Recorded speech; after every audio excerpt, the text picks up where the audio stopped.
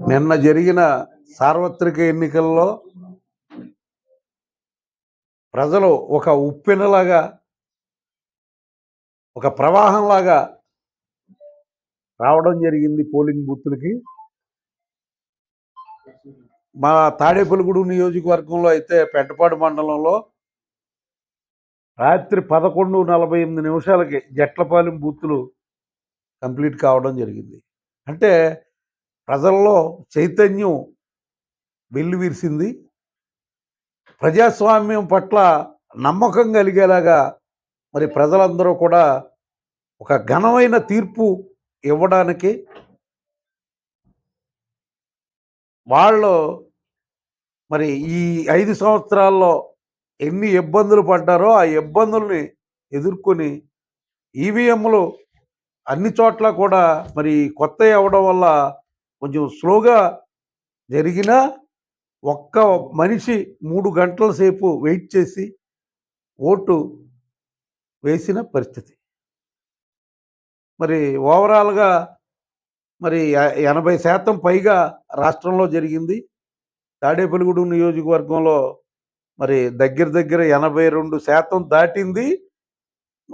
ఎలాగా మా ఈ ఉద్యోగస్తులు అవనివ్వండి, వృద్ధులు అవనివ్వండి, మరి వాటితో కలుపుకుంటే, పోస్టల్ ఓట్స్తో కలుపుకుంటే ఇంకా 84% దాకా వెళ్ళే అవకాశం కనపడతా ఉంది. మరి ఎక్కడి నుంచో అమెరికా నుంచి వచ్చారు, హైదరాబాద్ నుంచి వచ్చారు, బొంబాయి నుంచి వచ్చారు, బెంగళూరు నుంచి వచ్చారు, అన్ని చోట్ల నుంచి మేము ఓటేస్తాకే వచ్చామని చెప్పడం చూస్తే ఈసారి ఎన్నిక మరి గతంలో కంటే భిన్నంగా మరి జరిగిన పరిస్థితులు ఉన్నాయి. ఈవేళ నీతికి అవినీతికి తాడేపల్లిగూడెం నియోజకవర్గంలో ఒక పోరాటం జరిగింది.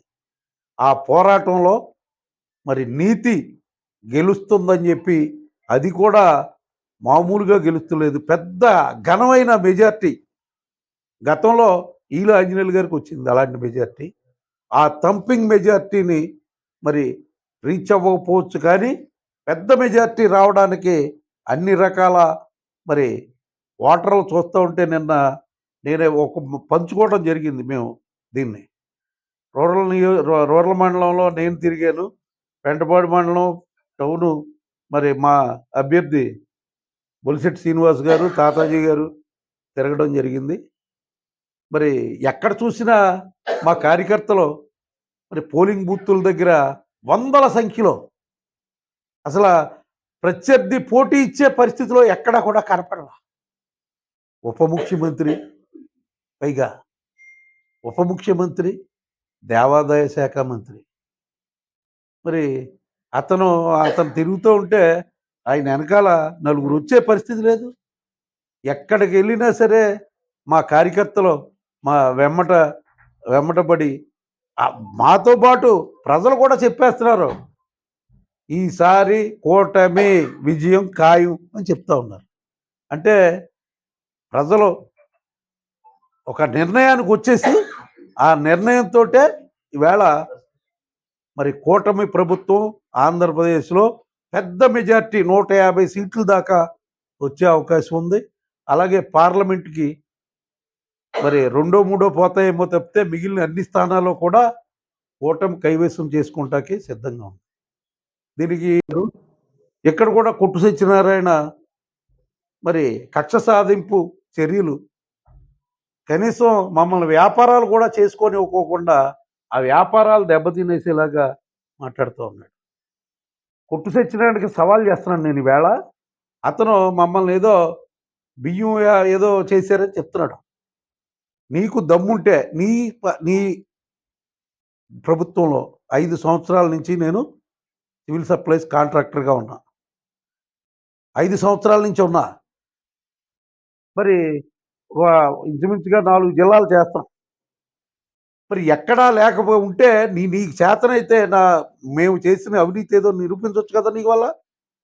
నీ వల్ల ఎవరైతే ఇబ్బందులు పడ్డారో వాళ్ళందరినీ రాబోయే రోజుల్లో క్యూలో పెట్టి రోజు వినిపిస్తాం. నువ్వేదో నేను అవినీతి చేయలేదు, అదంతా కూడా అబద్ధం అని చెప్తున్నావు కదా. రోజుకు ఒకడు వస్తాడు, రోజు వచ్చి చెప్తూ ఉంటాడు నీ చరిత్ర అంతా. మరి రెడీగా ఉండు. మొన్న ఒక మరి దళిత మహిళ చెప్పింది, చెప్తే దానికి నువ్వేమన్నా ఆన్సర్ చెప్పావా? ఆన్సర్ చెప్పలేదు. ఈవేళ నువ్వు నీ కొడుకు చేసిన దోపిడీలు కానీ అరాచకాలు కానీ ప్రజలు సహించే పరిస్థితిలో ఎక్కడా కూడా కనపడలా. అలాగా మరి ప్రజలు అలా ఊరుకుంటా ఉన్నారు. ఎప్పుడు అవకాశం దొరుకుద్దా, నిన్ను ఎప్పుడు వేటు వేసేయాలని చెప్పి ఎదురు చూశారు. వేటు వేసేశారు. నాకేదో ఇంకా ఉందని చెప్తున్నావు. అలా భ్రమపడు. 4వ తారీఖు దాకా భ్రమపడాలి నువ్వు. నువ్వు భ్రమపడితేనే ఉంటుంది. ఇంకో మాట అంటున్నావు అంట, ఒకవేళ నేను నెగ్గపోయినా గవర్నమెంట్ వస్తుందని. నీ గవర్నమెంట్ ఇంకెక్కడ వస్తుందయ్యా నీకు? నీ బాస్ కూడా నువ్వు నెగ్గుతాడో లేదో చూసుకో జాగ్రత్తగానే. ఇంకా ఆ అవకాశాలే కనపడడం లేదు. మృగ్యం అయిపోయినాయి మీకు పరిస్థితులు. ఏదో మేకపోతు గాంభీర్యం అంటారు చూడండి. ఓడిపోయే ముందు నిన్న సజ్జల రామకృష్ణారెడ్డి చెప్తున్నాడు, ఉవ్వెత్తున ప్రజలంట వీళ్ళ పరిపాలన చూసి మరి ఎంత పరిపాలనా దక్షతతో పరిపాలించారో రాష్ట్రాన్ని. నమస్కారం. నిన్నటి రోజున జరిగినటువంటి అసెంబ్లీ ఎన్నికలు, పార్లమెంట్ ఎన్నికల్లో పాల్గొన్న ప్రతి ఓటర్ దేవుడికి ముందుగా నా ఉదయపూర్వ నమస్కారం, మరి కృతజ్ఞత తెలియజేస్తా ఉన్నా. అంతేకాకుండా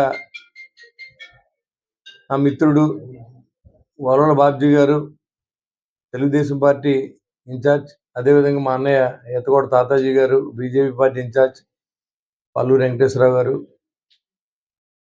ముఖ్యంగా 3 పార్టీల కార్యకర్తలు, వీర మహిళలు అందరూ కూడా రాష్ట్రం అంతా ఒక తాడేపల్లిని కాదు, కూటమిని గెలిపించాలి, ఈ రాష్ట్రాన్ని పట్టిన చేడ వదిలిపోవాలి, అవినీతి అనేది పోవాలంటే జగన్మోహన్ రెడ్డి పోవాలనే ఉద్దేశంతో అందరూ కూడా అంత పర్సంటేజ్ ఓటు పోలవడం అనేది ఒక లోకల్ బాడీ ఎలక్షన్ మించి రాత్రి 11:30 దాకా మరి పోల్ చేసే అవకాశం. అంటే స్వతంత్రం రాకముందు భారతదేశం గురించి భారతీయులు ఎంత స్వతంత్రం కోసం పోరాటం చేశారో, ఈరోజు మరి వైసీపీ ప్రభుత్వాన్ని పంపించడానికి, మరి ఈ చెర నుంచి విముక్తి చెందడానికి అందరూ కూడా మరి సంఖ్యలు తెంచుకుని వచ్చి నిన్న మరి కూటమికి పట్టం కట్టే విషయం మీకు తెలుసు. మరి ఎందుకంటే జనాలు ఓటు అడిగేవాళ్ళు లేడు వైసీపీ పార్టీ తరఫున. మేము డబ్బుతో కొనేసాం, డబ్బుతో నెగ్గుతాం అనే మరి మత్తులో ఉన్నారు తప్ప, ప్రజలకు మనం పలానా పని చేసాం, ప్రజలకి మనం రోడ్లు వేసాం, కరోనా సమయంలో ఆదుకున్నాం, లేదా ప్రాజెక్టులు తీసుకొచ్చాం, రైతును ఆదుకున్నాం, పోలవరం ప్రాజెక్ట్ కట్టాం, నిరుద్యోగ క్యాలెండర్ రిలీజ్ చేసాం. లేకపోతే ఓటు అడిగే ముందు ఎవరన్నా ఏం అడుగుతారు? మనం చేసిన పనులు. ఈడేమో అడగట్లా, మేము బటన్ నొక్కాం, మేము బటన్ నొక్కాం. ఆ బటన్ ఏంటో ఎవడైనా నొక్కుతారు, బటన్ నొక్కుతారు. ప్రజల డబ్బులు బటన్ నొక్కుతారు, మాకైతే మేము నొక్కుతాం. అది కాదు కావాల్సింది. ఈ రాష్ట్రానికి మనం ఏం చేసాం? ఎంతమంది నిరుద్యోగులు ఉద్యోగాలు ఇచ్చాం? యువకులంతా వేరే రాష్ట్రాలకు ఎందుకెళ్ళి ఉద్యోగం చేసుకున్నారు? బతుకు ఖాళీ నేను వచ్చిందంటే ఇక్కడికి మనం అంతా ఎక్కువ శాతం మంది హైదరాబాద్లో ఉన్నాం. యువకులంతా కూడా వాళ్ళు ఇక్కడ ఆస్ట్రేలియా నుంచి, యుఎస్ నుంచి, దుబాయ్ నుంచి, హైదరాబాద్ నుంచి, పూణే నుంచి, బెంగళూరు నుంచి, అన్ని స్టేట్ల నుంచి, అన్ని దేశాల నుంచి కూడా ఓటు హక్కు వినియోగించుకోవడానికి వచ్చినందుకు ముందుగా వాళ్ళందరూ కూడా పేరున ఉదయపూర్వ ధన్యవాదాలు తెలియజేస్తా ఉన్నా. ఈ ఓటు మన బాధ్యత. ఈ ఓటు ద్వారానే దుర్మార్గులు ఇంటికి పంపించాలి, మంచోళ్ళు ఎన్నుకోవాలి, రామరాజ్యం రావాలనే ఉద్దేశంతో ప్రజలు రాత్రి 11:30 దాకా బారులు తీరిన సందర్భం మీ అందరికీ తెలుసు. ఇవాళ ఈ రాష్ట్రంలో రామరాజ్యం స్థాపించబడుతూ ఉంది. మరి చంద్రబాబు నాయుడు గారు సీఎం కాబోతూ ఉన్నారు. మరి నరేంద్ర మోడీ గారు ప్రధానమంత్రి అవుతారు భారతదేశానికి. అదేవిధంగా పవన్ కళ్యాణ్ గారు అసెంబ్లీలో ఉంటారు. ఎక్కడా కూడా ఎలాంటి పార్షియాలిటీ లేకుండా. ఇది తప్పైతే తప్పు అని ఖండించే వ్యక్తి పవన్ కళ్యాణ్ గారు. ఖచ్చితంగా ఈ రాష్ట్రాన్ని మంచి పరిపాలన తీసుకెళ్లే విధంగా జనసేన పార్టీ, బీజేపీ, తెలుగుదేశం కలిసి పరిపాలన చేస్తాయని ప్రభుత్వం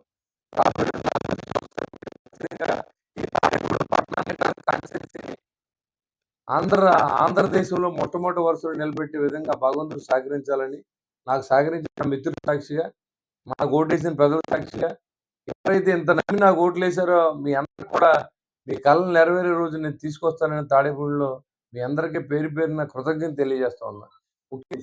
నిజంగా 40 రోజుల పాటు ఎలక్షన్ చేసిన కార్యకర్తలు, వీర మహిళలు, తెలుగుదేశం పార్టీ కార్యకర్తలు, బీజేపీ పార్టీ కార్యకర్తలు అందరూ కూడా గెలిపే ముఖ్యంగా పనిచేశారు. ఎక్కడా కూడా ఎలాంటి వివాదానికి తావివ్వకుండా సర్దుకుని కొన్ని తప్పు ఒప్పులు ఉన్నా గాని కుటుంబంలో అన్నదమ్ముల్లా పనిచేసినందుకు ముందుగా ఆళ్ళందరికి కూడా కృతజ్ఞతలు తెలియజేయాలి.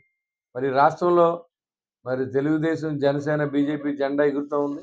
ఖచ్చితంగా మనందరికీ మంచి రోజులు రాబోతూ ఉన్నాయి. మరి అందరికీ మంచి జరగాలని నిన్న నాకు సహకరించిన ప్రతి ఓటర్‌కి, కార్యకర్తకి, ప్రజలందరికీ కూడా పేరు పేరున ఉదయపూర్వక నమస్కారం తెలియజేసుకుంటూ పోలీస్ డిపార్ట్‌మెంటులో కొంతమంది అవినీతి పరులు తప్ప అందరూ బాగా పనిచేశారు. బాగా సహకరించారు. అధికారులు కూడా బాగా సహకరించారు. అందరికి కూడా నా కృతజ్ఞతలు తెలియజేస్తా ఉన్నాను. ఎవరో సంబంధించిన ఒక ఎస్ఐ మాత్రం ఒక వైసీపీ జెండా ఏసుకు పనిచేసాడు. అదే బాధాకరం. సుదర్శన్ రెడ్డి అనే అతను. సుధాకర్ రెడ్డి అనే అతను. ఉన్నోళ్ళందరూ కూడా నీతిగా పనిచేశారు. మరి ఎన్నికల సంఘానికి కూడా నేను ఫిర్యాదు చేశాను. అయినప్పుడు కూడా ఆయన మార్పించకుండా ఇన్‌ఫ్లుయెన్స్ వాడుకుని ఎన్నికల రోజు మరి పార్షియాలిటీ చూపించిన సందర్భం మీకు తెలుసు. అన్ని స్కూల్లోకెళ్ళి ఇక్కడున్న అభ్యర్థి గంటల తరబడి కూర్చొని లోన కుర్రోళ్ళని రెచ్చగొట్టి, ఓటర్‌ని రెచ్చగొట్టి పోలింగ్ ఆపడానికి ప్రయత్నం చేసిన విషయం మీకు తెలుసు. నేను గాని, బాబ్జీ గాని, లేకపోతే తాతాజీ గారు గాని, మేమందరూ కూడా ఎక్కడా కూడా సంయమనం పాటించి, ఎవరితోని ఇబ్బంది పడకూడదనే ఉద్దేశంతో ఎలక్షన్ చాలా ప్రజాస్వామ్యబద్ధంగా జరిపించాం. అదేవిధంగా మరి ఆఖరికి అయినప్పుడు కూడా అతను చాలా ఓడిపోతామని ఏదో రకంగా ఎలక్షన్ ఆపించే ప్రయత్నం. కొంతమంది సోదరులను రెచ్చగొట్టి, మందు పోసి మరి బూతుల దగ్గరికి పంపించడం, గొడవలు పెట్టుకుంటం, కవ్వింపు చర్యలు, కేసులు కట్టించాలని చాలా ప్రయత్నం చేశారు. మరి భగవంతుడి దయతో, ప్రజల సహకారంతో మరి కూటమి రాబోతా ఉంది. మంచి రోజులు రాబోతా ఉన్నాయి. ఈ రాష్ట్రం అభివృద్ధి చెందబోతా ఉంది.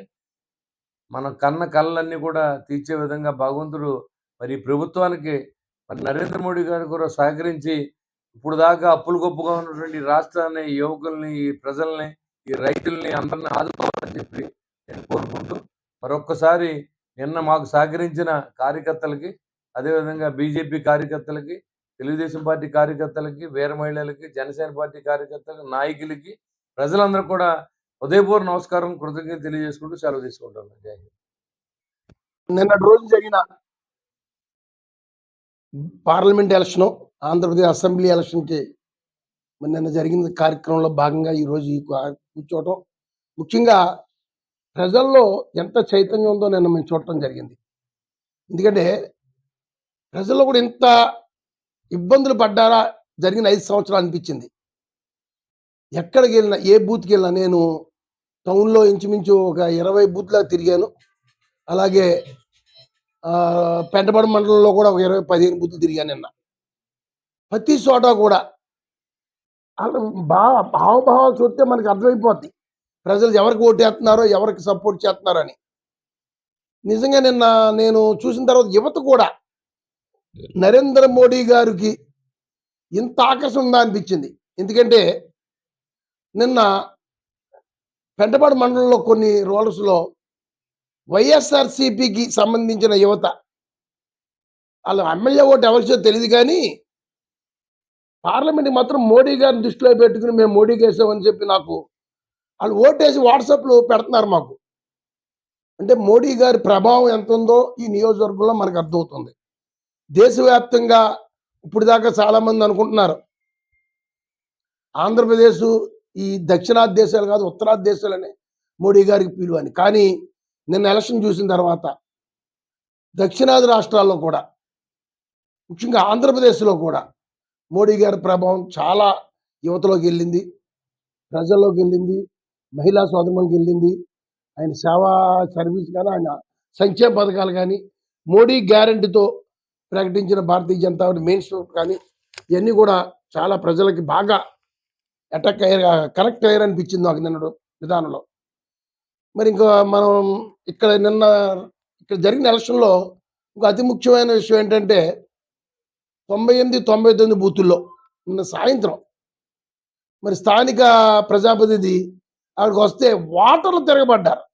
ఎప్పుడు కూడా మనం ఎక్కడ సహజంగా 2 వర్గాలు, 2 పార్టీలు ఈ ఎలక్షన్లో ఘర్షణ పడతాం మనం చూసాం చాలా చోట్ల.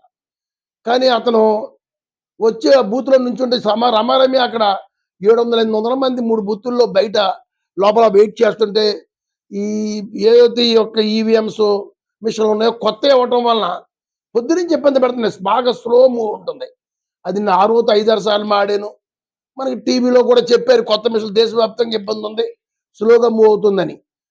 దాంతో అక్కడ ప్రజలు ఇబ్బంది పడి పొద్దున ఒకవేళ 3 గంటలు, 4 గంటల బాబ్జీ అన్నట్టు ఏ ఓటైనా ఓటేయాలంటే 3 గంటలు టైం ఇస్తేనే ఓటేయగలిగాడు.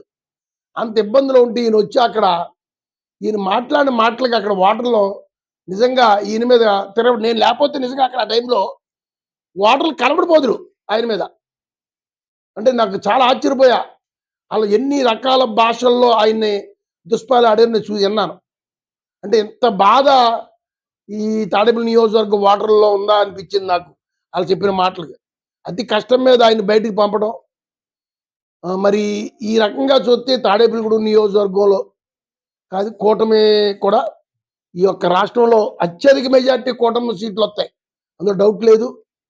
ఇంత పొద్దున ఒక వైసీపీ నాయకుడు అన్నాడు ఇక్కడ పార్టీ మాది ఓడిపోతుందని మాకు అర్థమైందంటే వాళ్ళు డిసైడ్ అయిపోయారు. ఈ తాడేపల్లి నియోజకవర్గం పోతుంది. కానీ రాష్ట్రంలో మా గవర్నమెంట్ వస్తుంది అంటున్నాడు. అది కూడా వాళ్ళు ఇంకా భ్రమంలో ఉన్నారు. ఈరోజు రాష్ట్ర వ్యాప్తంగా ఎక్కడ చూసినా వస్తున్న వార్తలను బట్టి ఈ రాష్ట్రంలో ఈ కూటమిలో భారతీయ జనతా పార్టీ, జనసేన, తెలుగుదేశంలో అటు మోడీ గారు కానీ, ఇటు పవన్ కళ్యాణ్ కానీ, చంద్రబాబు గారు ముగ్గురు వాళ్ళ ఒక వ్యక్తిత్వాన్ని బట్టి ఈరోజు ప్రజలు కూడా బాగా వాళ్ళకి ఆమోదం తెలిపి మద్దతు తెలిపారనిపిస్తుంది. ఏదైనా తాడేపల్లి నియోజకవర్గానికి సంబంధించి మరి భారతీయ జనతా పార్టీ పనిచేసిన కార్యకర్తలే కాదు, ఈ 3 కూటములకు సంబంధించిన కార్యకర్తలు ఈ నెల 15 రోజుల నుంచి నిరంతరం కష్టపడ్డారు. మరి అందరం కూడా అందరికీ మనం రుణపడి ఉంటాం మేము నా వరకు అయితే. అలాగే ప్రజలు కూడా ఇక్కడ నిన్న చూస్తే 82 అంటున్నారు కానీ అది 84 దాకా దాటొచ్చు. అది వెళ్ళొచ్చు, చాలా ఎక్కువ పెరిగే అవకాశం ఉంది. ఇవన్నీ చూస్తే ప్రజలను కూడా మనం కృతజ్ఞతలు చెప్పాలి. ఎందుకంటే జరిగిన గవర్నమెంట్ 5 ఏళ్లలో జరిగిన అరాచకాలకి, అక్రమాలకి ఆయన నిన్న చూసిన నిన్న కూడా ఆయన ప్రజలు తిడుతున్నాడు ఆయన. వీటికి విరక్తి చెంది ఈరోజు మరి అందరూ కూడా రోడ్డు మీదకి వచ్చి మద్దతు తెలిపారు. కాబట్టి వాళ్ళందరికీ కూడా న్యాయమైన పరిపాలన కావాలి, నీతిమైన పరిపాలన కావాలి తెలిపినందుకు ఈ తాడేపల్లి నియోజకవర్గం ఓటర్ మహాశయులకి అందరికీ కూడా, అలాగే మా 3 పార్టీల సంబంధించిన కార్యకర్తలకి, నాయకులకి అందరికీ నేను ఉదయపూర్వక నమస్కారం, కృతజ్ఞతలు తెలియజేస్తాను.